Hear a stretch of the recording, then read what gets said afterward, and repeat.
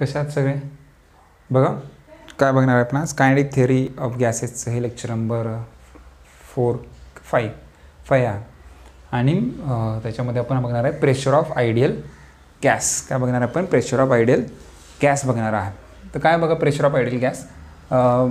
पहिल्यांदा एक तर प्रेशर ऑफ आयडियल गॅसमध्ये आपल्याला बघायचं काय आहे, आपल्याला बघायचं की प्रेशर रेड्यूस केल्यानंतर इमॅजिन करा तुम्ही म्हणजे एक हा समजा हा क्यूब आहे, एक क्यूब आहे आणि या क्यूबमध्ये नंबर ऑफ मोल्स आहेत गॅसेसचे, number of mole infinite number of moles of gases आहे म्हणजे नंबर ऑफ मॉलिक्युल्स आहेत गॅसेसचे. आम्हाला याची डेन्सिटी रेड्यूस करायची आहे. बघा मी काय म्हणतो आहे, एक कंटेनर आहे, त्या कंटेनरमध्ये नंबर ऑफ मॉलिक्युल्स आहेत, कळतं? एक कंटेनर आहे, त्या कंटेनरमध्ये नंबर ऑफ मॉलिक्युल्स आहेत, गॅसचे भरपूर नंबर ऑफ मॉलिक्युल्स आहेत, त्याची डेन्सिटी मला रेड्यूस करायची आहे. मला काय करावं लागेल, त्याला इव्हॅक्युएट करावं लागणार आहे. काय करावं लागेल मला? त्याला इव्हॅक्युएट करावं लागेल. आणि मग मला जर त्याची डेन्सिटी रेड्यूस करायची असेल तर मी इव्हॅक्युएशन प्रोसेस करणार आहे.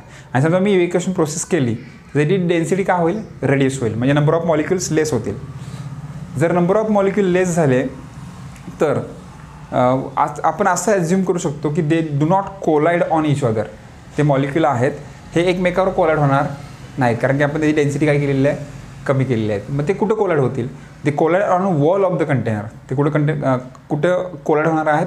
वॉल ऑफ द कंटेनर, म्हणजे जो कंटेनर आहे त्या कंटेनरच्या वॉलवर कोलाइड होणार आहेत. आपल्याला बघायचं काय की प्रेशरमध्ये आणि मॉलिक्युलर स्पीडमध्ये हे काय यांच्यामध्ये दोघांमध्ये काय रिलेशन आहे का? There is a relation between pressure and molecular speed. इथं बघा लिहिलं आहे, prove the relation between pressure of the gas and the speed of the molecule. Speed of the molecule म्हणतोय मी, व्हेलॉसिटी ऑफ द मॉलिक्युल म्हणलेलं नाही. दोघांमध्ये फरक आहे. Velocity of the molecule, speed of the मॉलिक्युलमध्ये काय आहे? खूप मोठा डिफरन्स असणार आहे. कारण व्हेलॉसिटीमध्ये आपण डायरेक्शनला इन्क्लूड करणार आहे आणि स्पीडमध्ये आपण डायरेक्शन एक्सक्लूड करणार आहे. ते डायरेक्शनचं थिंकिंगच करणार नाही आहे, तो कुठल्या डायरेक्शनला चाललेला आहे. ओके, तर आपल्याला बघायचं की प्रेशर आणि मॉलिक्युलर स्पीडमध्ये रिलेशन काय आहे का, आणि त्यासाठी हा सगळा एवढा कारभार आहे. मी तर 10 पॉईंट्स लिहिलेले आहेत. 14 पॉईंट्सचा हा याचा आन्सर आहे, पण मी 10 पॉईंट्समध्ये इथं लिहिलेलं आहे. नंतर त्याला आपण इकडं रफ करून पुढे कंटिन्यू करूया. ओके, पहिल्यांदा बघूया कन्सेप्ट काय आहे. ओके, तर एक बघायचं काय, लेट देअर बी अ, एकदम व्यवस्थित बघा, खूप इम्पॉर्टंट क्वेश्चन आहे. IMP करून ठेवा, हा क्वेश्चन येण्याची पॉसिबिलिटी जास्त आहे. ओके, 3 मार्काचा क्वेश्चन येऊ शकतो हा तुम्हाला. राईट, बघा, let there be n moles of an ideal gas enclose in a cubical box of volume V. म्हणजे व्हॉल्यूम V असणारा एक क्युबिकल बॉक्स आहे. व्हॉल्यूम V असणारा एक क्युबिकल बॉक्स आहे. ओके, मग हा एक क्युबिकल बॉक्स आहे, त्याचा व्हॉल्यूम V आहे. पुढे काय म्हणतात ते, with the sides of the box parallel to coordinate axis. ज्या साईड्स आहेत या क्यूबच्या, ज्या काही साईड्स आहेत त्या पॅरलल टू काय आहेत? कॉर्डिनेट ॲक्सिस आहेत. म्हणजे जसं जर तुम्ही ही साईड बघितली क्यूबची तर ती एक्स ॲक्सिसला काय आहे? पॅरलल आहे. जर ही साईड बघितली तर ती काय आहे? झेड ॲक्सिसला पॅरलल आहे. जर ही हा जर बघितला क्यूबचे वॉल तर ती झेड ॲक्सिसला पॅरलल आहे. आणि जर तुम्ही इकडं बघितलं असं समजा इथं असा क्यूब बघा ना तुम्ही, 3Dमध्ये इमॅजिन करा की तो क्यूब कसा आहे या टाईपमध्ये. म्हणजे तिसरा जो ॲक्सिस असणार आहे तो असा असणार आहे. म्हणजे हा आता झाला झेड आपला, हा झाला एक्स, इकडे पण असणार आहे ना. क्यूब आपला कसा असणार आहे बघा, इमॅजिन करा क्यूब, आणि त्याला म्हणजे तिसरा ॲक्सिस पण असणार आहे. जो कुठला आहे? इथं मी वाय दाखवलेला आहे, जो आपल्या या डायरेक्शनला दाखवलेला मी, तो तुम्ही या डायरेक्शनला दाखवलं तरी चालतो. तसं आपण काही फिगरमध्ये त्याला असंही दाखवतो. म्हणजे इथं एक्स लिहिला, इथं जर झेड लिहिला तर हा आपला काय असतोय? वाय ॲक्सिस असतोय. ओके, तर हे तिन्ही ॲक्सिस कसे आहेत? त्या क्यूबच्या साईडला कसे आहेत? पॅरलल आहेत. क्यूबचे जे साईड्स आहेत, क्यूबच्या ज्या साईड्स आहेत त्या साईडला कशा आहेत? पॅरलल आहेत. ओके, ठीक आहे. म्हणजे इथं जो साईड असणार आहे ती वाय ॲक्सिसला कशी असणार आहे? पॅरलल असणार आहे. ओके, तर इथं आपल्याला काय समजतं आहे की number of moles of ideal gas आहे, ज्याला आपण एका व्हॉल्यूम व्हीमध्ये ठेवलेला आहे. ज्याचं व्हॉल्यूम V आहे, V = L³ असं आपण म्हणू शकतो, बरोबर ना. कारण की तुम्हाला माहीत आहे व्हॉल्यूमचा formula length into breadth into time, length into breadth into height, sorry LBH, right. V काय असते? LBH असते, LBH, राईट. मग मी LBHच्या वेळी सगळ्यांना जर लेंथ ॲज्युम केलं तर लेंथ इंटू लेंथ येईल आणि सगळ्यांची लेंथ इक्वल असल्यामुळे L³ होऊन जाईल. कारण की हा क्यूब आहे, त्याची ब्रीथ आणि त्याची हाईटसुद्धा काय असणार आहे? लेंथ एवढीच असणार आहे. म्हणजे जेवढी लेंथ असते तेवढी त्याची ब्रीथ असणार आहे, तेवढी त्याची हाईट असणार आहे. ओके, तर ठीक आहे. Volume V with the sides of the box parallel to coordinate axis. एवढं कळालं तुम्हाला की जे बॉक्सचं जो साईड आहेत ते साईड कसे आहेत? कॉर्डिनेट ॲक्सिसला आपले जे एक्स वाय आणि झेड ॲक्सिस आहेत त्याला कसे आहेत? पॅरलल आहेत. The wall of the box kept at a constant temperature. तुम्हाला काय करायचं आहे, हे जे वॉल आहे या बॉक्सचं जे वॉल्स आहेत त्याला कॉन्स्टंट टेम्परेचरला ठेवायचं आहे. म्हणजे पहिला पॉईंट एकदम सिम्पल आहे, समजण्यासारखा आहे, काहीच प्रॉब्लेम नाही आहे की एक क्युबिकल बॉक्स घेतला आम्ही, त्या क्युबिकल बॉक्समध्ये n number of moles of ideal gas fill केलेला आहे, ज्याचा व्हॉल्यूम किती आहे V आहे, आणि त्या बॉक्सचं टेम्परेचर आम्ही कसं ठेवलेलं आहे, कॉन्स्टंट ठेवलेलं आहे. Is it clear? ओके, एकदम सिम्पल पॉईंट सांगितलं. सेकंड पॉईंट बघा काय म्हणतो मी, the gas molecules are continuously in a random motion. सगळ्यांना माहीत आहे गॅसचे मॉलिक्यूल कंटिन्युअसली कुठल्या मोशनमध्ये असतात, रँडम मोशनमध्ये. कसे फिरत असतात, रँडम मोशनमध्ये, बरं ना. The gas molecule are always in a random motion and colliding, random motion colliding on each other and hitting on a wall of the box and bounce back. काय करत असतात ते, एकमेकावर आदळत तर असतातच, बरं ना. जर आयडियल गॅस मॉलिक्युल्स आहेत ते एका कंटेनरमध्ये आपण ठेवलेले आहेत, तर ते एकमेकावर आपटणार आहेतच, त्याचबरोबर कुठं जाऊन हिट करणार आहेत, वॉल ऑफ द बॉक्स. जो बॉक्स आहे आपला, त्या बॉक्समध्ये आपण गॅस भरलेला आहे, त्या बॉक्सच्या कंटेनरला सुद्धा काय करणार आहेत, ते स्ट्राईक करणार आहेत किंवा हिट करणार आहेत, त्याचबरोबर कोलायड ऑन ईच अदर होणार आहेत. पण आपण इथे एक ॲझम्पशन असं करणार आहे, पकडणार आहे की आम्ही डेन्सिटी लो करतो याची. आपण आता मगाशी मी डिस्कशन केलं सुरुवातीलाच, ते डिस्कशन परत सांगतो की आपण काय करणार आहे, ॲझम्पशन आम्ही डेन्सिटी लो करणार आहे. जर डेन्सिटी लो केली तर नंबर ऑफ मॉलिक्युल्स कमी होतील. जर नंबर ऑफ मॉलिक्युल्स कमी झाले तर इंटरमॉलिक्युलर अट्रॅक्शन ज्याला म्हणतो आपण, की इंटरमॉलिक्युलर ॲक्शन ज्याला म्हणतो, ती होणार नाही आहे. म्हणजे जे मॉलिक्युल्स आहेत ते जर हिट झाले तर फक्त वॉल सुरू होतील, बाकी कुठं होणार नाही. They do not collide on each other, they hitting on a और they collide on a wall of the box. Okay, ठीक आहे. बघा इथं समजेल तुम्हाला. The gas molecules are continuously in random motion colliding on each other and hitting on wall of the box and bounce back. Wall of the box, या बॉक्सच्या वॉलवर काय होणार आहेत, ते हिट करणार आहेत आणि बाउन्स बॅक आणि परत पाठीमागे फिरणार आहेत. Okay, as per one of the assumption, बघा इथंच मेन पॉईंट आलेला आहे जो मी मगासपासून एक्सप्लेन करतो आहे. As per one of the assumption म्हणजे आपण ॲझम्पशन केलेलं आहे. काय ॲझम्पशन केलेलं आहे की आपण डेन्सिटी लो केली तर काय होणार आहे, की आपण जर डेन्सिटी लो केली तर नंबर ऑफ मॉलिक्युल्स कमी होतील. नंबर ऑफ मॉलिक्युल्स जर कमी झाले तर जे मॉलिक्युल्स आहेत ते do not collide on each other, they collide on the wall of the container. ही कन्सेप्ट आहे. मग ते काय म्हणतात, as per one of the assumption we neglect intermolecular collision. We neglect intermolecular collision म्हणजे आपण निग्लेक्ट करणार आहे की ते एकमेकावर आपटणार आहेत म्हणून, असं आपण निग्लेक्ट त्याला निग्लेक्ट करून टाकणार आहे. And consider only elastic collision with wall. आणि फक्त आपण कन्सिडर करणार की इलॅस्टिक कोलिजन होतं आहे विथ वॉल. म्हणजे जे कोलिजन होते ते फक्त वॉलवरच होतं आहे, बाकी कुठेही कोलिजन होत नाही. आपण जरी होत असलं कुठंतरी मॉलिक्युलमध्ये एखादं कोलिजन झालं तरीसुद्धा आपण त्याला काय करणार आहे, निग्लेक्ट करणार आहे. म्हणून मी मगाशी सांगितलं की काय ॲझम्पशन असणार आहे. ॲझम्पशन काय आहे, वी रेड्यूस द डेन्सिटी. आपण डेन्सिटीला काय केलेलं आहे, रेड्यूस केलेलं आहे. ही आपलं ॲझम्पशन असणार आहे. ओके, पॉईंट 3 इझिली तुम्हाला समजले असतील. पहिल्या पॉईंटमध्ये तुम्हाला लिहायचं की number of moles of gas आहे, त्याला आयडियल गॅस आहे, त्याला एका व्हॉल्यूममध्ये आपण फिल केलेलं आहे, बरं ना. आणि त्याचबरोबर काय सांगितलं की जो वॉल आहे आपला तो कंटेनर ऑफ द वॉल आहे तो कॉन्स्टंट टेम्परेचरला आहे. त्याचबरोबर आपले जे एक्स वाय आणि झेड ॲक्सिस आहेत ते parallel to the side of the box आहेत. पहिला पॉईंट एकदम इझी आहे. सेकंड पॉईंटमध्ये मी सांगितलं की जे गॅसचे मॉलिक्यूल असतात ते कंटिन्युअसली रँडम मोशनमध्ये असतात, त्यामुळं ते कोलाइड ऑन इच अदर, एकमेकावर आपटतात किंवा जे बॉक्स आहे आपला त्या बॉक्सच्या किंवा कंटेनरच्या वॉलवर जाऊन आपटतात. हा आपला सेकंड पॉईंट होता. आणि तिसऱ्या पॉईंटमध्ये आपण सांगितलं की आपण एक ॲझम्पशन असं पकडलेलं आहे किंवा पकडणार आहे, वी ॲझ्युम दॅट, आपण असं ॲझ्युम करणार आहे की जे मॉलिक्युल्स आहे त्यांच्यामध्ये इंटरमॉलिक्युलर अट्रॅक्शन आहे जे निग्लिजिबल आहे किंवा आपण निग्लेक्ट करणार आहे त्याला. म्हणजे याचा अर्थ की आपण इलॅस्टिक कोलिजन पकडणार आहे ऑन द वॉल. जे वॉलवर होतं तेवढंच फक्त आपण इलॅस्टिक कोलिजन पकडणार आहे. आता फक्त आपण एवढंच ॲझ्युम करणार आहे की जो आपला मॉलिक्यूल आहे तो फक्त कंटेनरच्या वॉलवरच हिट करतोय, बाकी कुठे हिट करत नाही. ही कन्सेप्ट घेऊनच आपण पुढे जाणार आहे. पॉईंट नंबर 4मध्ये बघा, अ typical molecule moving with velocity V.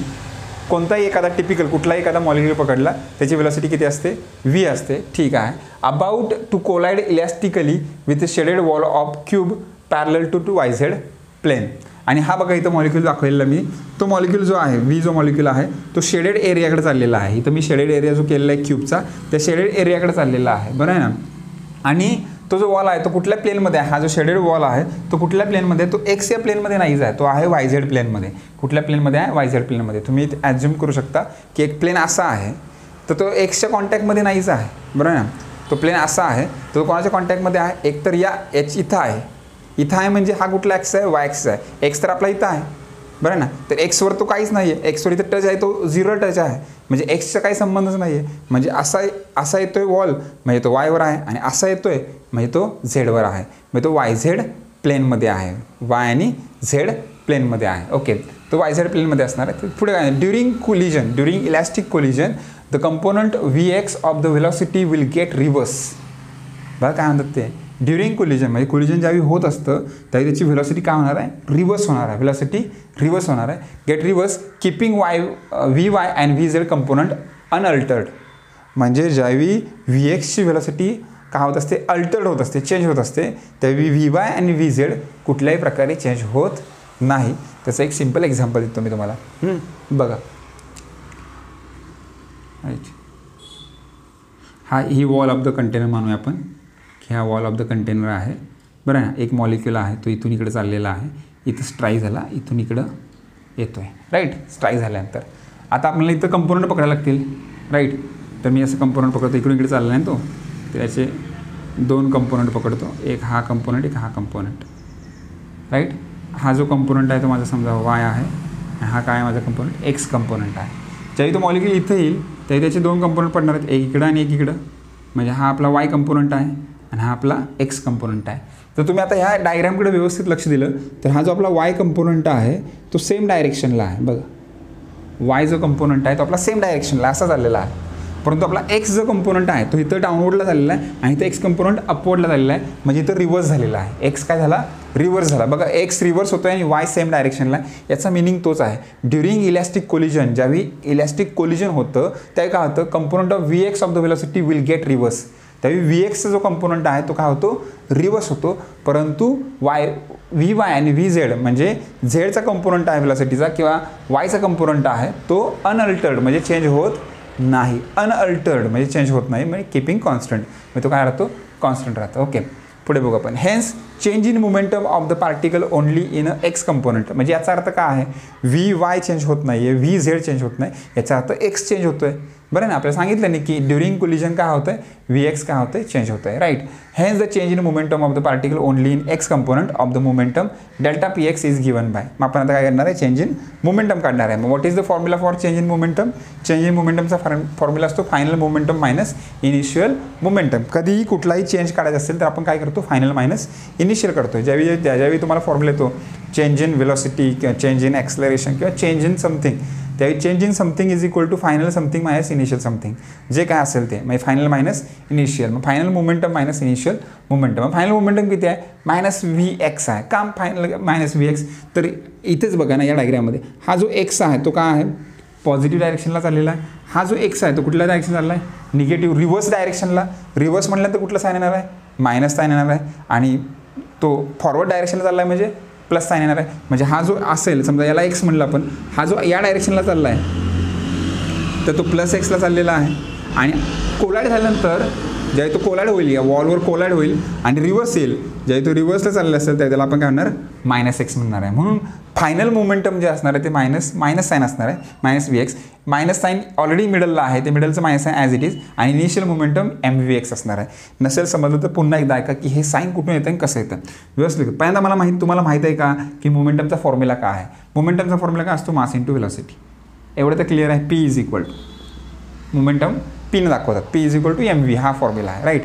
आता मला काढायचं समजा इनिशियल मोमेंटम काढायचं आहे मला, राईट. मला काय करायचं आहे, इनिशियल मोमेंटम फाइंड करायचं आहे. मी याचा विचार करत नाही. ओके, मला फक्त एवढं माहीत आहे की मला मोमेंटमचा फॉर्म्युला माहीत आहे MV. ओके, मास इंटू व्हेलॉसिटी म्हणजे मोमेंटम असतं, राईट. आता मला इनिशियल मोमेंटम काढायचं. काय काढायचं मला, इनिशियल काढायचं, इनिशियल. ओके, इनिशियल म्हणजे काय, सुरुवातीला. मग समजा हा मॉलिक्यूल इथं आहे, बरं आहे ना. हा मॉलिक्यूल इथून इकडे चाललेला आहे. इनिशियलला आपण शेडेड वॉलकडे जाणार आहे, म्हणजे इकडून इकडे चाललेला आहे, म्हणजे प्लस एक्सवर चाललेला आहे, बरं आहे. मग मी फक्त काय म्हणणार, सर इनिशियल मोमेंटम काढायचं आहे. मग P1 म्हणा आपण त्याला इनिशियलला PI म्हणून वाटलं असतं, इनिशियल आहे म्हणून PI लिहा. PI is equal to mass तरी चेंज होत नाही, मास कॉन्स्टंट असते, मास लिहा आणि V लिहा. फक्त हा कुठला डायरेक्शन झाला पॉझिटिव्हला तर Vx फक्त लिहू आपण. पॉझिटिव्ह झालं तर पॉझिटिव्ह घेणार. आता तुम्ही सर इनिशियल झालं, आता फायनल काढा.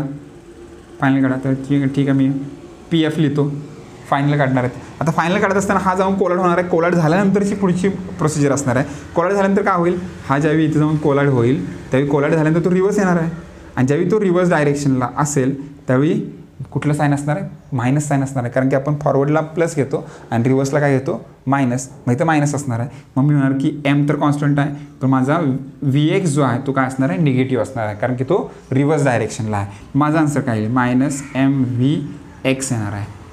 Gate it. का मायनस एम व्ही एक्स? मग आता मिळालं फायनलचं आन्सर मिळालं मायनस एम व्ही एक्स, इनिशियलचं मिळालं प्लस एम व्ही एक्स. फायनलचं आन्सर मिळालं मायनस एम व्ही एक्स आणि इनिशियलचं प्लस एम व्ही एक्स मिळालं, पण मिडलला कुठलं साईन आहे, मायनस, त्यामुळे इथं मायनस आलेला आहे. अदरवाईज याला कुठलं साईन आहे, प्लसच आहे. हा एम व्ही एक्स जो आहे तो प्लस आहे. मग तुम्ही असं लिहू शकता plus minus, minus in bracket plus M V x, आणि मायनस प्लस काय होणार आहे, शेवटी मायनसच होणार आहे. मायनस प्लस काय येणार आहे, मायनसच येणार आहे. आणि मायनस मायनसची काय होते, ॲडिशन होते.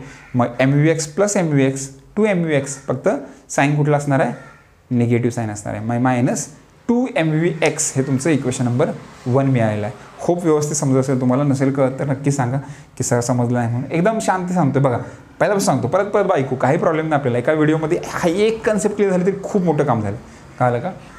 काय बघतो आपण, प्रेशर ऑफ आयडियल गॅस बघतोय, बरोबर आहे. तर त्या प्रेशर ऑफ आयडियल गॅसमध्ये नक्की आपण करणार काय, तर आपल्याला बघायचं आहे की प्रेशरमध्ये आणि मॉलिक्युलच्या स्पीडमध्ये काय रिलेशन आहे का.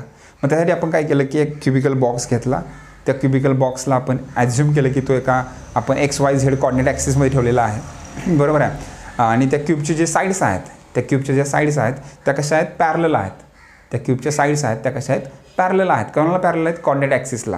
मग आपले जे X, Y आणि Z ॲक्सिस आहेत त्याला त्याच्या साईड्स कशा आहेत, पॅरलल आहेत, राईट. नंतर मग आपण केलं की आपण काय ॲझ्युम केलं की त्याची जी लेंथ आहे ती L आहे, बरोबर आहे ना. त्याचबरोबर अजून काही ते त्याचं टेम्परेचर कॉन्स्टंट आहे, बरोबर आहे ना. तर हा तुमचा पहिला पॉईंट आहे. नंतर सेकंड पॉईंटमध्ये काय केलं की आपल्याला माहीत आहे की गॅसचा मॉलिक्यूल कुठल्या मोशनमध्ये असतो, रँडम मोशनमध्ये असतो. आणि गॅसचा मॉलिक्यूल जर रँडम मोशनमध्ये असेल तर त्यांच्यामध्ये इंटरमॉलिक्युलर अट्रॅक्शन होणार आहे, ते कोलाइड होणार आहेत एकमेकावर आणि त्या वॉलला पण हिट करणार आहेत. परंतु आपण इथे एक ॲझम्पशन पकडणार आहे. एक ॲझम्पशन काय पकडणार आहे की आपण neglect the intermolecular attraction, intermolecular interaction आहे तिला आपण निग्लेक्ट करून टाकणार आहे. आपण फक्त ॲझ्युम करणार आहे की जो मॉलिक्यूल आहे तो फक्त कंटेनरच्या वॉलला हिट करतो आहे. एवढे 3 पॉईंट इथं एकदम इझिली एक्सप्लेन केलेले आहेत, राईट. चौथ्या पॉईंटमध्ये काय म्हणतो की एखादा टिपिकल मॉलिक्यूल असेल त्याची वेलोसिटी किती असते, V असेल. कुठलाही एखादा मॉलिक्यूल जरी इथं पकडलं एखादा मॉलिक्यूल त्याची वेलोसिटी किती असणार आहे, 20 असणार आहे. आपल्याला माहीत नाही, मग आपण लेट करतोय. हे लेट इथं आपण म्हणू शकतो मी, let a typical molecule moving with velocity V bar about to collide elastically with a shaded wall of a cube parallel to YZ plane. हा जो क्यूब आहे तो कसा आहे, पॅरलल टू YZ प्लेन आहे. तो जो मॉलिक्यूल आहे तो हिट करताना कसं करणार आहे, पॅरलल टू YZ प्लेन करणार आहे. Okay, next during elastic collision, ज्यावेळी इलेस्टिक कोलिजन होत असतं त्यावेळी काय होतं सांगितलं, component of the VX of the velocity reverse, get reverse. म्हणजे VXचा जो कंपोनंट आहे तो रिव्हर्स होतो. किती वेळा तरी, हे 2-3 वेळा एक्सप्लेन केलं आहे मी इथं सांगितलेलं तुम्हाला मी की Xचा कंपोनंट रिव्हर्स होतोय, तो जातोय आपटतोय परत येतोय. म्हणजे VX कंपोनंट काय झाला, रिव्हर्स झाला. पण VY आणि VZ काय राहिले, अनचेंज राहिले, म्हणजे अनअल्टर्ड राहिले. म्हणून त्याचं लिहिलं आहे की अनअल्टर्ड. कळालं का? तर हे सगळे पॉईंट तुमच्या लक्षामध्ये राहणं गरजेचं आहे. नंतर hence change in momentum of the particle, आपल्याला मोमेंटम फाइंड करायचं आहे. तर change in momentum of the particle only in X component. आता फक्त X कंपोनंट बघणार, कारण की मोमेंटम फाइंड करायचं असेल तर काय चेंज झालं पाहिजे, वेलोसिटी चेंज झाली पाहिजे.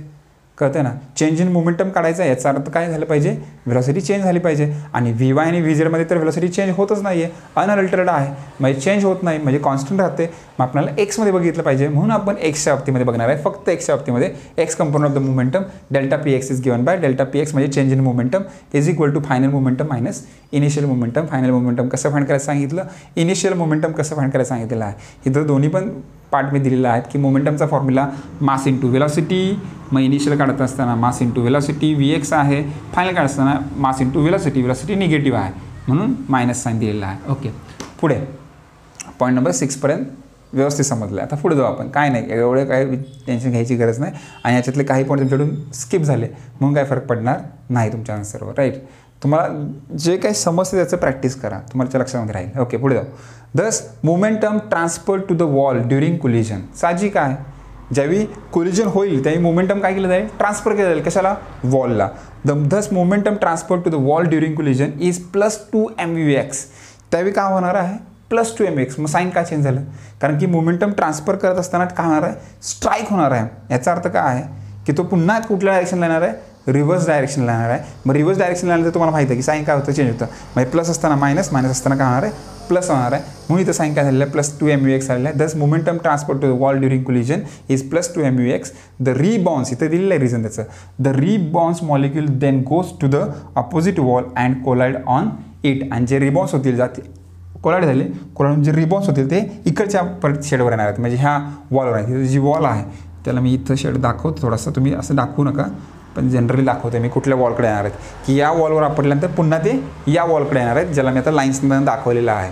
ओके, ठीक. पुढे काय म्हणतात बघा, after colliding with a shaded wall, ज्यावेळी शेडिंग, हा जो शेडेड वॉल आहे, मी जो शेड केलेला वॉल आहे याच्यावर आपटल्यानंतर काय होतं बघा, after colliding with a shaded wall the molecule travel towards opposite wall and travel back to shaded wall again. म्हणजे पुन्हा पुन्हा तेच करत असतात, ते जातात या शेडेड वॉलवर आपटतात, पुन्हा पाट्या घेतात, पुन्हा या वॉलवर आपटतात, पुन्हा शेडेड वॉलकडे जातात, पुन्हा इकडं, पुन्हा तिकडं. या टाईपमध्ये त्यांचं काम चालतं की शेडेड वॉलकडे आपटायचं, कोलाइड व्हायचं, इकडे यायचं, इकडे कोलाइड व्हायचं, तिकडे जायचं. राईट. पुढे, this means that the molecules travel a distance of 2L. मग याचा अर्थ मॉलिक्यूल किती डिस्टन्स ट्रॅव्हल करतो, तर तुम्ही म्हणाल की सर मॉलिक्यूल इथून निघाला, इथून इकडे गेला, इथून इकडे आला, इथून इकडे गेला. मग याचा अर्थ काय आहे की समजा मॉलिक्यूल, आपण इमॅजिन करू की मॉलिक्यूल इथून निघाला, या वॉलपासून निघाला, या वॉलपासून तो इथपर्यंत गेला, या वॉलपर्यंत, आणि या वॉलपासून परत इथपर्यंत आला. म्हणजे याचा अर्थ तो मॉलिक्यूल इथून निघाला असं इमॅजिन करायला काय हरकत नाही. तो इथून इथपर्यंत गेला आणि इथून रिटर्न परत इथपर्यंत आला. मग इथून इथपर्यंत डिस्टन्स म्हणजे किती आहे, L आहे. आणि L पुन्हा रिटर्न येतोय, म्हणजे L + L करावं लागेल, कारण 2 वेळा डिस्टन्स घ्यावं लागेल, कारण तो इकडे जातोय पुन्हा येतोय, म्हणजे L + L किती येणार आहे, 2L येणार आहे. मग इथं this means that the molecule travel a distance of 2L between 2 successive collision.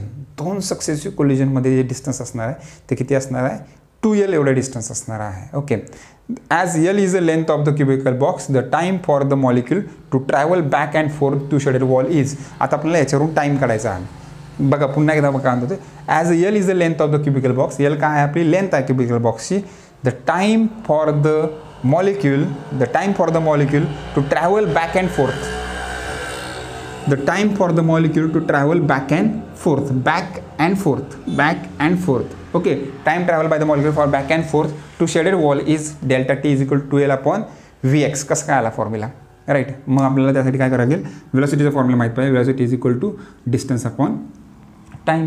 मला आता टाईम काढायचं आहे, इथे लिहिलेलं आहे त्यांनी, L is the length of the cubical box, the time for the molecule. मग T इज इक्वल टू काय, T इकडे आल्यानंतर V इकडे जाईल, मग डिस्टन्स अपॉन V येणार आहे. मग आपलं डिस्टन्स किती आहे, डिस्टन्स तर इथून इथपर्यंत आहे म्हणजे L आहे, आणि इथून परत येतोय म्हणजे L + L आहे म्हणजे 2L आहे. डिस्टन्स किती आहे, 2L. आणि व्हेलॉसिटी कुठली आहे, Vx, कारण की Vy आणि Vz तर आपलं कॉन्स्टंट आहे. मग राहिली कुठली व्हेलॉसिटी, Vx. म्हणून आपला टाईम किती येणार आहे, delta T is equal to 2L upon Vx. इथं पण आपला आन्सर 2L अपॉन Vx आलेला आहे. ओके, सो हे तुम्हाला व्यवस्थित समजलं असेल तर पहिल्यांदा हे काय करा, व्हिडिओ पॉज करा किंवा याचा स्क्रीनशॉट घ्या, take a screenshot, pause the video and take a screenshot. हां ठीक आहे, चला पुढे बघा मग काय होतं.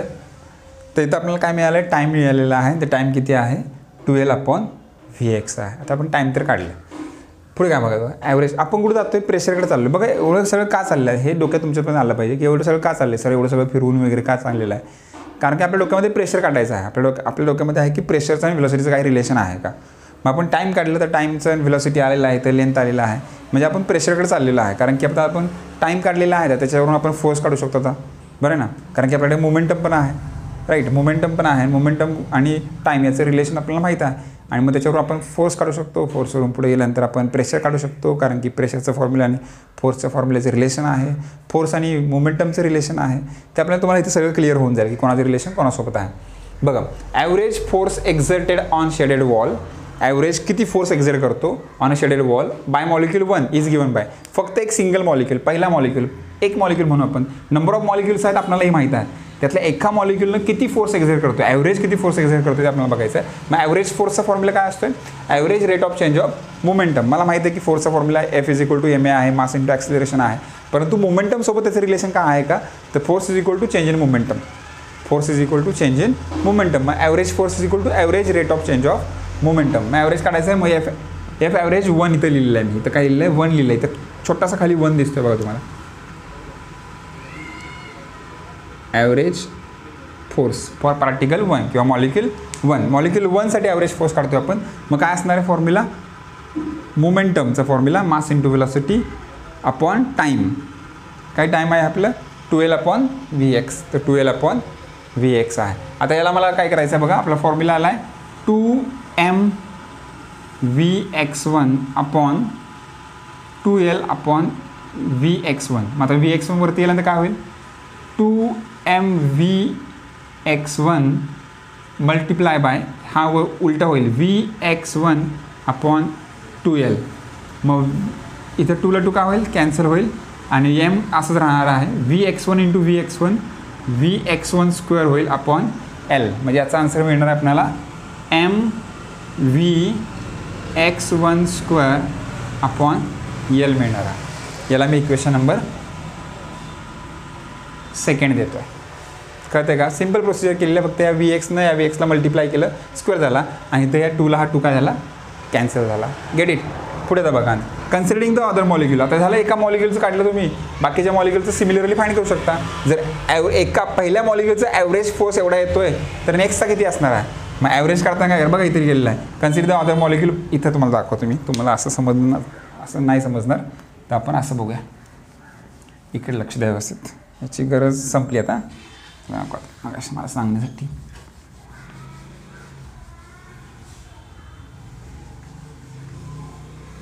लक्ष द्या व्यवस्थित लिखात आहे. आता तुम्ही फॉर मॉलिक्यूल 1 काढलेला आहे.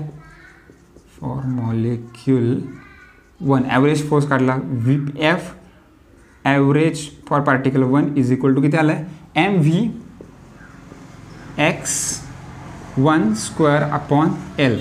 हा 1चा आलेला आहे. मला सांगा असा 2चा जर काढला मी ॲव्हरेज फोर्स काढलेला आहे फॉर 2 तर किती आहे mVx2 स्क्वेअर अपॉन L येणार आहे.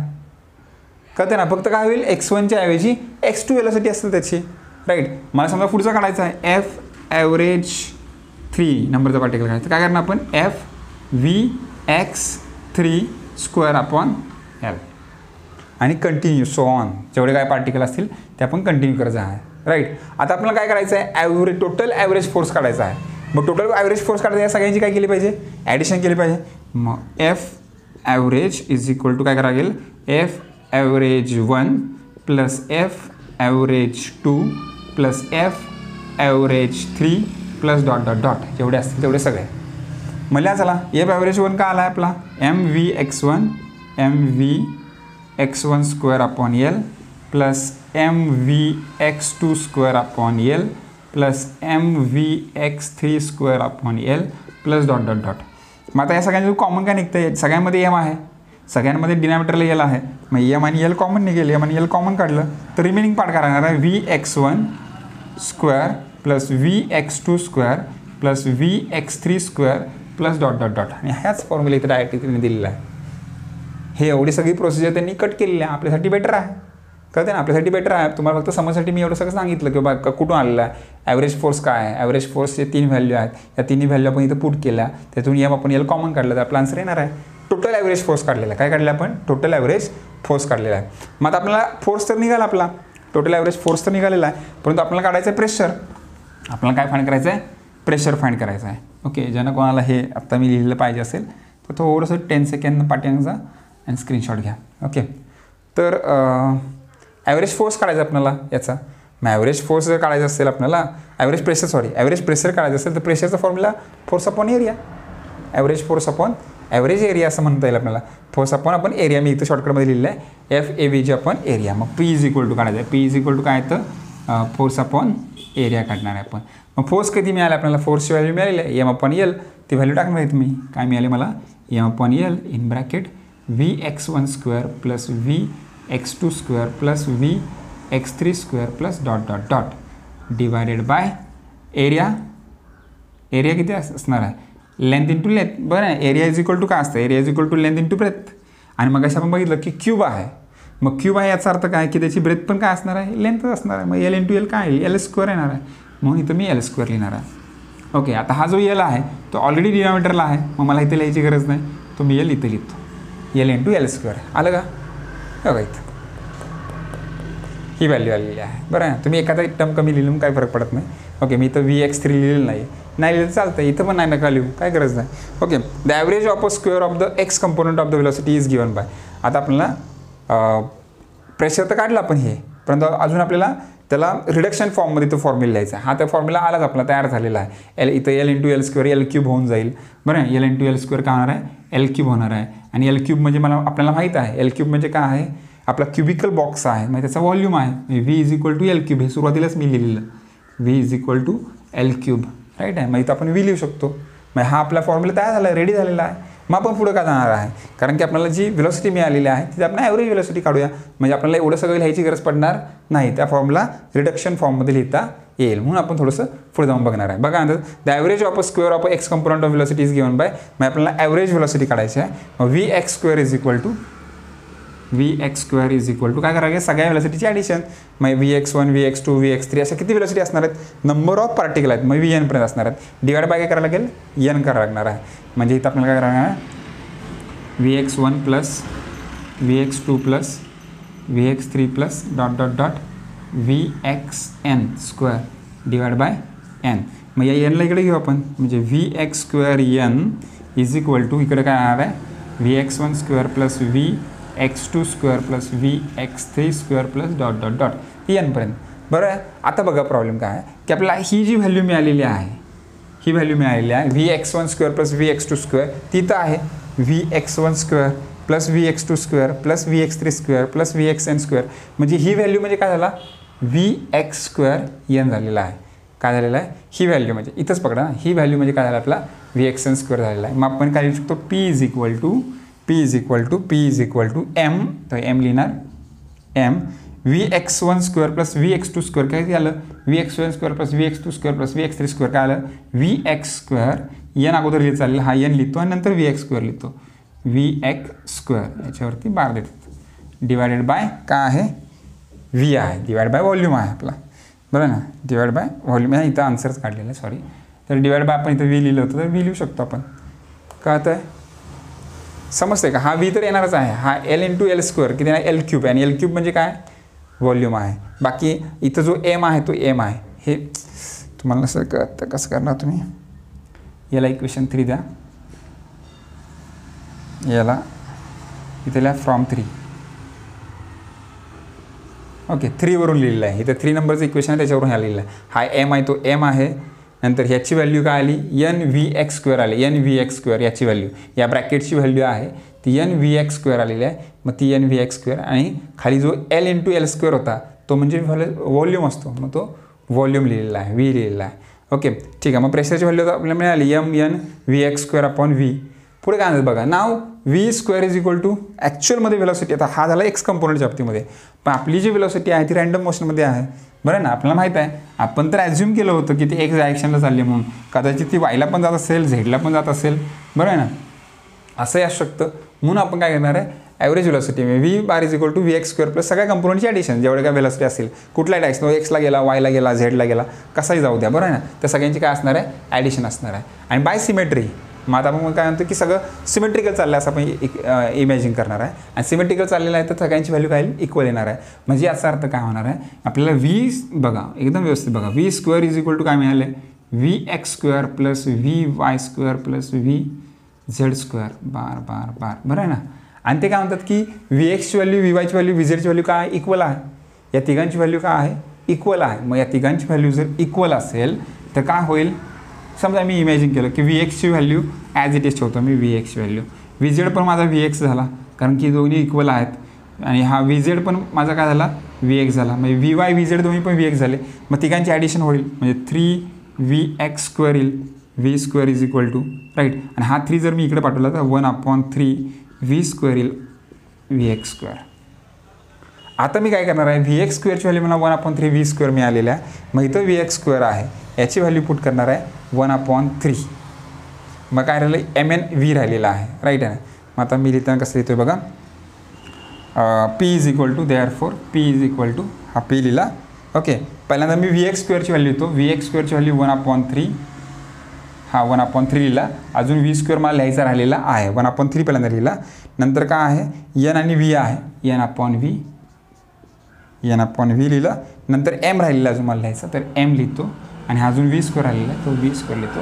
तर हा झाला तुमचा फायनल फॉर्म्युला जो टेक्स्टबुकमध्ये दिलेला आहे. मग एवढे फॉर्म का करायचे, बरं ना. हा एक मोठा क्वेश्चन तयार होतो की एवढे फॉर्म का करायचे, कारण की आपल्याला व्हेलॉसिटी ॲव्हरेज व्हेलॉसिटीच्या फॉर्ममध्ये मिळाली पाहिजे, सगळ्या एक्स वाय झेड तिन्ही कंपोनंटच्या बाबतीमध्ये मिळाली पाहिजे. फक्त एका कंपोनंटला घेऊन चालणार नाही, म्हणजे फक्त VX घेऊन चालणार नाही. ही जर व्हेलॉसिटी आपण घेतली असती तर फक्त आपण एक्स कंपोनंटचा विचार करतोय असं झालं असतं. आपल्याला एक्स वाय आणि झेड या तिन्ही कंपोनंटचं थिंकिंग करायचं आहे. कळतंय का? तिन्ही कंपोनंटचं थिंकिंग करायचं. एक्स आहे, वाय झेड आहे. आणि याच्यामध्ये त्या तिघांमध्ये सुद्धा सर्वात महत्त्वाची गोष्ट की ते बाय सिमेट्री, हे तुम्हाला व्यवस्थित समजलं पाहिजे की बाय सिमेट्री तिन्ही इक्वल आहेत व्हेलॉसिटी. बरं ना. जर आपण क्युबिकल बॉक्स आहे, आता क्युबिकल बॉक्स आहे, तिन्ही लेंथ, त्याच्या लेंथ ब्रीथ आणि हाईट काय आहेत, इक्वल आहेत. बरं ना. आता डिस्टन्स जर इक्वल असेल, टाईम जर इक्वल असेल, तर डिस्टन्स अपॉन टाईम जर इक्वल असेल, तुमची व्हेलॉसिटी काय असणार आहे, इक्वल असणार आहे. आणि त्याच बायसिमेट्री त्याच याच्यानुसार त्यांनी हा फॉर्म्युला काढलेला आहे, जो मी इथं फॉर्म करून दाखवला तुम्हाला कसा फॉर्म होतो आहे की 1/3 V². आणि त्यांनी डायरेक्ट इथं 1/3 V² लिहिलं आहे, पण ते कसं आलं ते समजणार नाही, म्हणून तुम्हाला मी इथं त्यांची ॲडिशन करून दाखवलं की VY म्हणजे पण VX असणार आहे, VZ म्हणजे VX, तिघांची जर ॲडिशन केली तर 3VX येईल. आणि हा 3 जर इकडे पाठवला तर 1/3 V² येणार आहे.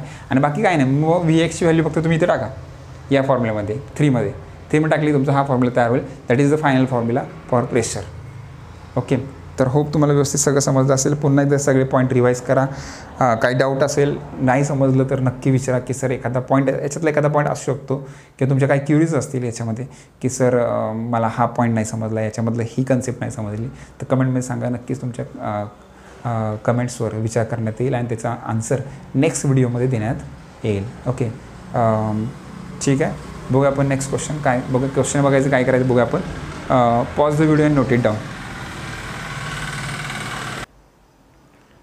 ओके. बघा, तर जस्ट आपण काय केलेलं आहे, तर आपण असं लिहिलं होतं की VX is equal to VY is equal to VZ.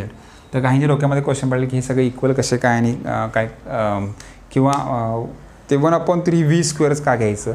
तर मला एकदम जनरल आन्सर द्या, फक्त जनरल एक आन्सर की एक क्यूब आहे. बघा, इमॅजिन करा एक क्यूब आहे, त्याच्यामध्ये नंबर ऑफ मॉलिक्युल्स आहेत. त्या मॉलिक्युलला कोणती प्रेफर्ड अशी डायरेक्शन आहे का की तो एक्सलाच चालला आहे म्हणून, किंवा वायला चालला आहे म्हणून, किंवा झेडला चालला आहे म्हणून? नाही ना. त्या molecule are always in a random motion असं म्हटलेलं आहे. त्या गॅसचे मॉलिक्युल रँडम मोशनमध्ये असतात, मग त्यांना कुठली स्पेसिफिक डायरेक्शन आहे? नाही. समजलं का? समजलं. त्याला प्रॉपर डायरेक्शन कुठली नाही. मग आपण कसं म्हणणार की फॉर्म्युल्यामध्ये VX घ्या सर, VXचा स्क्वेअर असला पाहिजे प्रेशरच्या फॉर्म्युल्यामध्ये? नाही सांगू शकत. म्हणून आपण त्या तिघांना पण इन्क्लूड केलेलं आहे की एक्स पण आहे, वाय पण आहे, झेड पण आहेत, आणि तिघंही सिमेट्रिकल आहेत. आणि तिघं जर सिमेट्रिकल असते तर त्याच्यावरून ॲव्हरेज जो फॉर्म्युला तयार होतो आहे तो 1/3 V² होतो आहे. म्हणून 1/3 V² काय केलं, ॲड केलं. जर तुमच्या डोक्यामध्ये काही डाऊट असेल त्याच्याविषयी तर मी पुन्हा एकदा क्लिअर करतो त्याच्याविषयी, कारण की एक स्टेटमेंट इथं माझं चुकून लिहायचं राहिलं होतं की त्याला कुठली प्रेफर्ड डायरेक्शन नाही आहे. कळतं आहे का? त्या मॉलिक्युलला कुठली प्रेफर्ड डायरेक्शन नसते. आणि प्रेफर्ड डायरेक्शन नसेल तर आपल्याला मग काय घेतलं पाहिजे, V घेतला पाहिजे, ना की कुठला कंपोनंट. कारण की कंपोनंट घेतला की डायरेक्शन फिक्स झाली की तो एक्सला चालला आहे, वायला चालला आहे किंवा झेडला चालला आहे. इथं आपण कंपोनंट लिहितच नाही, V² येतो. म्हणजे आपण तिन्ही कंपोनंटचं थिंकिंग करून त्याचा ॲव्हरेज काढलेला आहे, किंवा त्याच्याविषयी तिन्ही व्हेलॉसिटीचा विचार करून त्याच्याविषयी आपण Vला डिनोट केलेला आहे की एक्स वाय झेड या तिघांची ॲडिशन म्हणजे आमचा V आहे. Get it? जर नसेल समजलं तर विचारा नेक्स्ट व्हिडिओमध्ये, कमेंटमध्ये सांगा. ओके. बघा नेक्स्ट, आता आपण त्याच्यावर डिपेंडेड एक प्रॉब्लेम घेतो आहे. लक्षात ठेवा की हा एक प्रॉब्लेम आहे. हां, प्रॉब्लेम त्याच्यावर डिपेंडेड टेक्स्च्युअल प्रॉब्लेम आहे. एक्सरसाइजमध्ये दिलेला आहे हा प्रॉब्लेम, तो सॉल्व करतो. बघा काय आणलं आहे, कशावर सॉल्व करतो आहे? प्रेशरच्या फॉर्म्युल्यावर. Pressure P is equal to 1/3 N/V mv². बरं ना. मग अशी फॉर्म्युला जो झाला तो आपला कंटिन्यू करतो आपण, त्याच्यावर डिपेंडेंट प्रॉब्लेम्स बघतो. काय प्रॉब्लेम आहे बघा. A gas in a cylinder is at pressure P. Okay. एका सिलेंडरमध्ये गॅस आहे, त्याच्यावर किती प्रेशर आहे? P एवढं प्रेशर आहे. If the mass of all the molecules are made up of 1/3 of the original value. जी ओरिजिनल व्हॅल्यू आहे मासची त्याच्या 1/3 व्हॅल्यू आपल्याला करायची आहे. And their speed are double. आणि त्याचं स्पीड काय करायचं आहे? डबल करायचं आहे. तर त्याच्यावर असणारं रिझल्टंट प्रेशर किती असणार आहे ते आपल्याला फाइंड करायचं आहे. ठीक आहे. मग आपल्याला गिवन काय मिळतं याच्यातून बघा. गिवन काय मिळालं, आपला जो प्रेशर P1 आहे तो P आहे, त्यांनी ते दिलेला आहे. Gas in cylinder is at pressure P आहे. बरं आहे ना. म्हणजे आपलं जे सुरुवातीला जे प्रेशर असणार आहे ते P असणार आहे. If the masses of all the molecules are made up are 1/3 of the original value. मग समजा ओरिजिनल व्हॅल्यू आपण जसं P1 मानलेला आहे, प्रेशर P1, तसं M1 असणार आहे, V1 असणार आहे. बरं आहे ना. मग M2 इज इक्वल टू काय येणार आहे? 1/3 ऑफ द M1, म्हणजे M1/3 हे मास M2 असणार आहे. And their speed are double. त्याचं स्पीड डबल होते, म्हणजे V2 is equal to 2V1 असणार आहे. हे आपलं गिवन आहे. राईट, आपल्याला फाइंड काय करायचं, गिवन झाल्यानंतर आपण टू फाइंड बघतोय. टू फाइंड काय करणार आपण, टू फाइंड P2 फाइंड करायचं आपण. P2 is equal to what, कोणता फॉर्म्युला यूज करणार आहे, मगाशी आपल्याला झालेला फॉर्म्युला, कुठला formula, P is equal to formula P is equal to 1/3 N/V mv square, हा फॉर्म्युला आपण यूज करणार आहे. आता बघा याच्यामध्ये 1/3 हा तर नंबरच आहे, कॅल्क्युलेशन करायचं, काय घ्यायचं calculation. Okay, P directly proportional to 1/3 number आहे, N number of moles constant, volume constant, म्हणजे ह्या सर्व गोष्टी कॉन्स्टंट झाल्या. कॉन्स्टंट आणि इज इक्वल टू साईन जर रिमूव्ह केलं तर कुठलं साईन येणार आहे, डायरेक्टली प्रोपोर्शनल टू काय येणार आहे, mv स्क्वेअर. एम आणि व्ही कॉन्स्टंट आहेत का, नाही. मास काय होतं आहे, 1/3 होतं आहे, आणि व्हेलॉसिटी काय होते, डबल होते. त्याच्यामुळं आपला एम आणि व्ही ॲज इट इज राहणार आहे, mv square as it is राहणार आहे, डायरेक्टली प्रोपोर्शनल टू. राईट, मग याच्यावरून from this, from above we can write P1/P2 is equal to m1v1 square upon m2v2 square is equal to, what is m1, m1 च्या ऐवजी किंवा m2 च्या ऐवजी आपण m1/3 लिहू शकतो. राईट, म्हणजे m1/m2चं कॅल्क्युलेशन आपण सेपरेट करूया आणि v1/v2 स्क्वेअर, ओके स्क्वेअर, दोघांचा स्क्वेअर आहे, याचं कॅल्क्युलेशन आपण सेपरेट करूया. राईट, दोघांचं सेपरेट कॅल्क्युलेशन, दोघांचा स्क्वेअर आहे, ब्रॅकेटचा स्क्वेअर दिला आहे. m1ला मी ॲज इट इज ठेवणार आहे. m2 म्हणजे काय आहे, m2 म्हणजे m1/3 आहे, तर इथं मी m1/3 लिहितो आहे. v1 ॲज इट इज ठेवतो आहे मी. v2 म्हणजे काय आहे, 2v1 आहे, 2v1 आहे, त्याचा स्क्वेअर. काय होईल, m1ला m1 कॅन्सल होईल, इथं v1ला v1 कॅन्सल होईल. कॅल्क्युलेट करूया आपण, हा 3 न्युमरेटरला जाईल, 3 × 1/2 राहिले, तर 1चा स्क्वेअर 1च येणार आहे, आणि या 2चा स्क्वेअर किती येणार आहे, 4 येणार आहे. 3 × 1 3/4, 4 म्हणजे आपल्याला P1/P2 काय मिळालेलं आहे, 3/4 मिळालेलं आहे, आणि P1/P2 किती मिळालेलं आहे, 3/4 मिळालेलं आहे. राईट, आता आपण इथं काय लिहिलं आहे बघा, P1 म्हणजे काय आपला P आहे, मग या P1च्या ऐवजी मी काय लिहू शकतो, P लिहू शकतो. P1च्या ऐवजी P लिहिलं, मग P/P2 इज इक्वल टू काय असणार आहे, 3/4. कुठून लिहिलं, गिवनवरून लिहिलं आहे. हां, मग आता 4ने याला मल्टिप्लाय केलं तर 4P येईल. आपल्याला P2ची व्हॅल्यू काढायची आहे, मग P2 इकडे येईल आणि 3/4 इकडे येणार आहे, म्हणजे P2 इज इक्वल टू काय येईल, P2 इकडे गेला, 4 वरती येईल, म्हणजे 4 आणि हा 3 खाली जाईल, /3P. So we get the answer, pressure at 2, 4/3P. Right, आपल्याला P2 फाइंड करायचा होता, तर P2 किती असणार आहे, 4/3 असणार आहे of P. Right, so we get the value. Hope समजलं असेल, सिम्पल होतं एक्झाम्पल, एवढं काय अवघड नव्हतं. प्रेशर काढायचं होतं आपल्याला, इझिली फाइंड होतं. Pause the video and note it down. Okay, next question बघा काय आहे, डिराइव ॲन एक्सप्रेशन फॉर, सर्वात महत्त्वाचा क्वेश्चन आहे, root mean square speed of molecule. आपल्याला रूट मीन स्क्वेअर काढायचा आहे, ऑफ स्पीड काढायचा आहे. राईट, तर आपल्याला प्रेशरचं एक्सप्रेशन माहीत आहे. पॉईंट नंबर 1 लिहितो मी, we know that average pressure is given by, average pressure P is equal to, आपण फॉर्म्युला काढला आहे 1/3 N/V mv square. Right, mv square, right, हा आपला फॉर्म्युला आहे. राईट, याच्यावर आपल्याला v स्क्वेअर काढायचं आहे, कारण की रूट मीन स्क्वेअर म्हणले ना, तर आपल्याला हा v स्क्वेअरची व्हॅल्यू काढायची आहे. Therefore v square is equal to, v square काय येणार आहे, हा 3v इकडे जाणार आहे, म्हणजे P इकडे जाणार आहे, 3P येईल न्युमरेटरला. डिनॉमिनेटरला काय येणार आहे, हा बघा, हा इथला डिनॉमिनेटरचा पार्ट न्युमरेटरला गेला, इथं न्युमरेटरला N आणि V NM राहिलेला आहे, मग हा N आणि M. Right, now point number 2 टाकतो. Now from ideal gas equation असं लिहितो वाटलं असतं, equation. Now from ideal gas equation. Ideal gas equation काय, PV is equal to NRT. PV is equal to NRT, म्हणजे PVची व्हॅल्यू NRT टाकू शकतो, इथं PV आहे, तिथे NRT टाकणार मी. म्हणजे therefore V square is equal to 3 NRT/NM but point number 3 करतो, but small m is equal to n upon Na. Small n म्हणजे काय असतं, n upon Na. Avogadro's number, number of molecules. n म्हणजे number of molecules, Na म्हणजे ॲव्होगॅड्रोस number. हे सगळं तुम्हाला माहीत आहे, झालेलं आहे. तर दाखवतो आहे n अपॉन Na इथं टाकलं आपण, तर काय येणार आहे, v² इज इक्वल टू, हा 3 ॲज इट इज राहील 3. या स्मॉल nच्या ऐवजी आपण n अपॉन Na लिहिणार आहे. मग n इथं लिहिणार, Na खाली लिहिणार, nRT अपॉन Na खाली गेला बघा, हा n अपॉन Na आला, हा n अपॉन Na येतो, तो इथं लिहिला n अपॉन Na, आणि हा nm काय होईल, n ला n हा काय होईल, कॅन्सल होईल. म्हणजे v² is equal to 3RT upon NaM. Point number 4, but NaM is equal to capital M. म्हणजे काय, मोलर मास. बरं आहे. ॲव्होगॅड्रोची number into mass of the molecule म्हणजे काय असतो, मोलार मास असतं. म्हणजे ह्या NaMच्या ऐवजी मी कॅपिटल M लिहू शकतो. म्हणजे v² इज इक्वल टू काय येणार आहे, 3RT अपॉन कॅपिटल M. आपल्याला याचं स्क्वेअर रूट घ्यायचं आहे. रूट मीन स्क्वेअर म्हणलं, रूट. मग याचं स्क्वेअर रूट जर घेतलं तर v इज इक्वल टू काय येईल, v is equal to in square root of 3RT upon M. So that is our answer. Root mean square, RMS.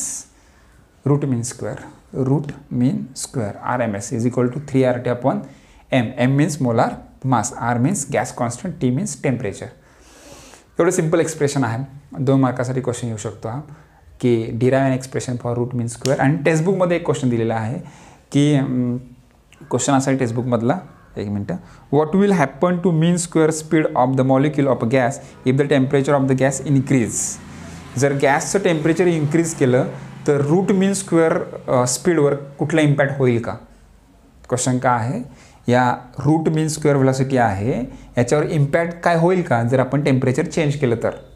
तुम्हाला काय वाटतं, जर आपण टेम्परेचर चेंज केलं तर या रूट मीन स्क्वेअर व्हेलॉसिटीवर किंवा स्पीडवर कोणता इम्पॅक्ट होईल का, आणि होणार असेल तर काय होईल इम्पॅक्ट, काय असेल तो इम्पॅक्ट.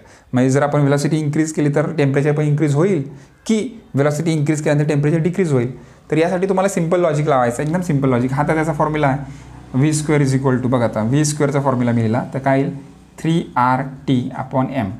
आपण असं ॲज्युम करूया की हा कॉन्स्टंट आहे, लेट हे काय आपलं कॉन्स्टंट आहे. मग v² डायरेक्टली प्रोपोर्शनल टू काय होईल, T होईल. किंवा जर आपण स्क्वेअर रूट घेतलं तर काय होणार आहे, याचं स्क्वेअर निघून जाईल आणि इकडे स्क्वेअर रूट ऑफ काय येणार आहे, T येणार आहे. काय एक्सप्लेन होतं आहे, velocity increases with temperature. Velocity काय होते, इन्क्रीज विथ टेम्परेचर. तर टेक्स्टबुकमध्ये एक क्वेश्चन आहे, त्याचा आन्सर तुम्ही असं लिहिणार की root mean square velocity increases with increase in temperature. Root mean square velocity increases with increase in temperature. Okay. किंवा डिराइव द एक्सप्रेशन क्वेश्चन आला तर 2 मार्काला तुम्ही लिहू शकता. किंवा 1 मार्काचा असा क्वेश्चन येऊ शकतो की when we what is the effect of temperature on RMS velocity, RMS speed, की RMS स्पीडवर काय इम्पॅक्ट होतो तुमच्या टेम्परेचरचा. किंवा काय क्वेश्चन आला, what will happen to the mean square speed of the molecule of the gas if the temperature of the gas increase. जर गॅसचं टेम्परेचर इन्क्रीज केलं तर काय होईल रूट मीन स्क्वेअर स्पीडला, राईट. तर हे तुम्ही सगळं व्यवस्थित आन्सर लिहून ठेवा, हे आन्सर लिहून ठेवा. जर या लेक्चरमध्ये कुठलाही प्रॉब्लेम असेल, एका सिंगल पॉईंटमध्ये जरी प्रॉब्लेम असेल तर त्यावेळेस कमेंट करून सांगत चला.